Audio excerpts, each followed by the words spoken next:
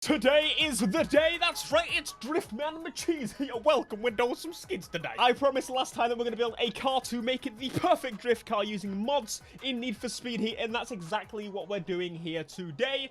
Jumping straight in and getting it looking the part first. Of course, there's many things that we have to do modification-wise for this car. I am very excited to see what we can end up with, because this modification capability of this game allows us to be absolutely ridiculous with some of the things we do. Of course, it had to be an RX-7, I know. So there is a couple of things I've done already, which you will see momentarily. Do I actually have LED? Oh, yeah, we have the LED lights on this car. And of course, the wing, although looks fantastic, we need a big meaty one.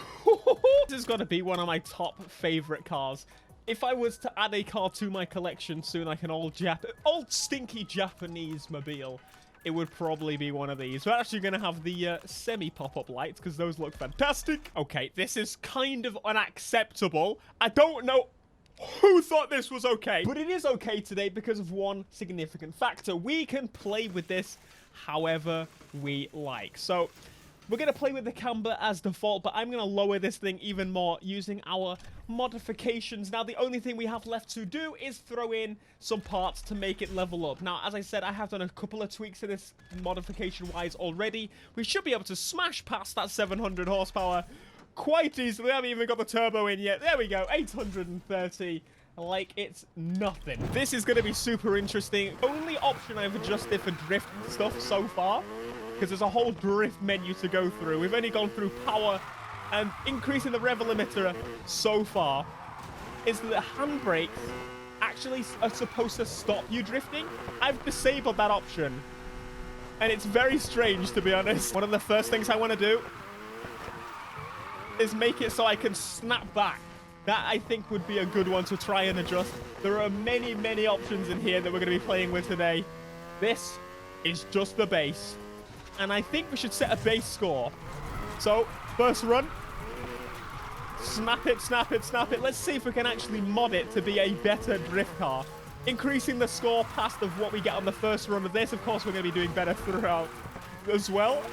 I missed the snap, to be honest. The handbrake is a good way to recontrol it, but I've kind of taken that away from myself. I don't quite know why I decided to do that. It gets some mad angle and some mad points. We're all about points drifting here today. And across. 73. So we just about beat the target. That's a good sign, actually. We have many options to go through, all of which are to do with drifting itself, the drift physics of the game. So the first thing I've done is make it able to control a hell of a lot more. I don't know if you can see this, but I've actually made it so we can snap and control much easier.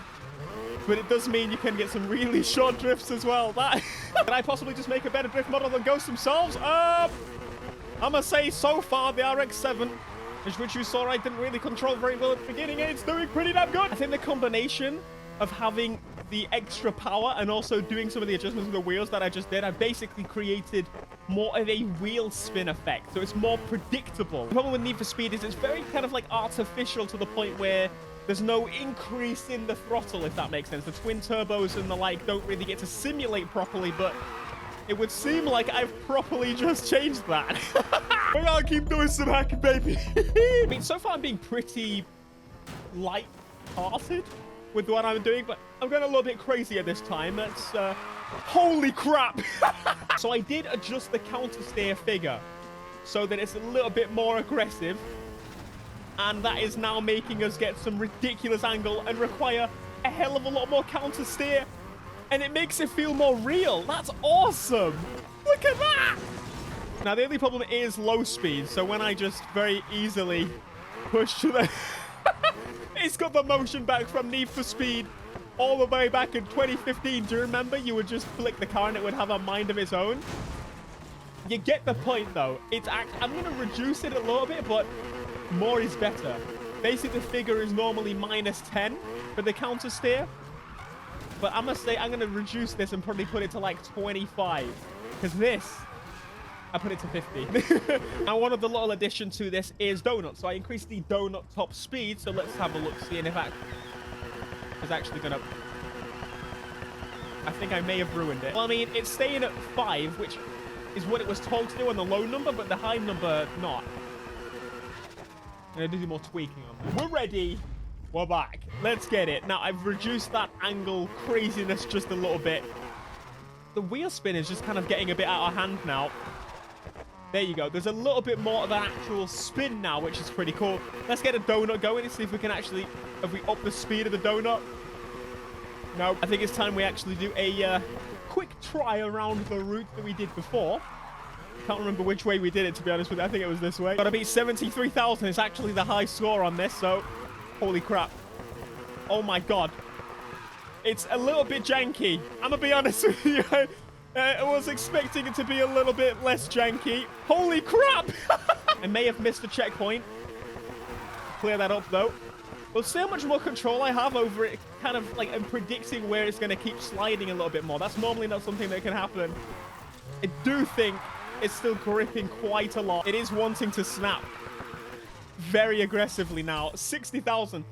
So no, so far we've kind of ruined it. I think we might actually do some tweaking to...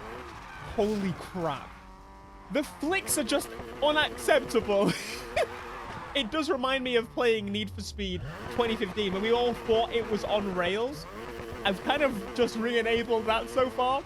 Very clearly, I am not the best person to be developing the handling of this game. Once you actually have got over the snap, though, the drifting itself, I feel like I have so much more control. It feels more like an actual...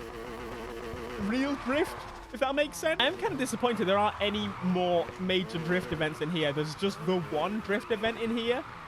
Because realistically, this would be a super cool place to do some proper skidding. We've now fixed the fitment of the vehicle to make it look a little bit better. Very close. But it looks pretty good from a distance, so I shall take it.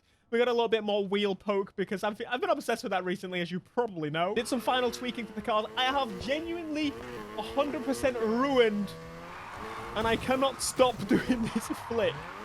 This flick is just, it's ruined everything. Without the flick, she's all right. If you can predict the flick, it's all right. I've tried to fix it, and in doing so, I may have ruined the being able to steer at high speeds. And so I thought, why don't we test it? Let's go, baby! RX-7. Give it some beans. I'll reduce the gear. Mate, I've made it better for manual.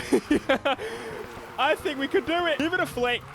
Because there's no other option. Genuinely, that's the only reason. Otherwise, I wouldn't be doing it. We're at about 50,000. Come on, hold it. Just be steady. We are on the last corner. One big flick. One flick the other way. Stop going so crazy. We're at 90,000. That was a really bad run. But we still beat it at 93,000. And so, my friends, yes, we can make the drift handling better, but we can also ruin it. If I could do some live changes of this, of course, by the way, every single time that I'm adjusting this, I do have to quit the game and restart it. Oh no, woe is me. But it would be much easier if I was, for example, a ghost employee. And I was able to reconfigure these things on the fly. Though, I do think you should probably get someone else to do it, because they probably will be better. Now, one other thing that I completely forgot to do so far is do what basically everyone recommends. Did you see that crabbing there? That's beautiful. One thing I think that we should probably try and do is something very spicy, very naughty as we go into here and we apply the drag tires. That is something that people highly recommend when doing a drift car that's a little bit misbehavent. So now we get to test what that's going to be like. Of course, setting off, we're no longer going to get that crazy wheel spin, which is a bit of a shame because I actually really like that. In terms of having realistic feeling drifting. Oh, we still got the sway. Holy crap! It would appear that, yes, the snap is still slightly too aggressive. I did tweak the numbers on the fact that it had no grip, and it would now appear that we do have grip. Part of me doesn't really want to... Oh! A little bit less throttle. I think I've made it so that I didn't figure I failed to really change properly. Is the speed? I lowered the speed in which a drift can initiate, and I believe that's that may have had a major effect on how this car handles. I apologize. but it does let you keep the drifts for a long time. And if you aim them a little bit more subtly, you'll be all right. And it's not too aggressive. Would you look at that? Controllable, slidable. I have definitely lowered the speed of drift. That's the problem I find ultimately with the handling on this game. They want to make it so that you can keep doing the brake to drift if you really, really want to as your street racing car, which means that if people want to do that, they've got to keep some kind of a balance. And it would appear that these are the consequences of that. I think until they go, right, no more drifting in street races, we're going to be stuck with this very mishmashy handling model. That I'm hoping that now that that kind of mindset has been pushed aside because EA clearly disagree, we'll see some more significant changes to handling and the like. We'll see. I might be wrong. Alright, be sure to smash like, subscribe if you are new, and I will see you in the next Need for Speed Heat video. Until next time, peace.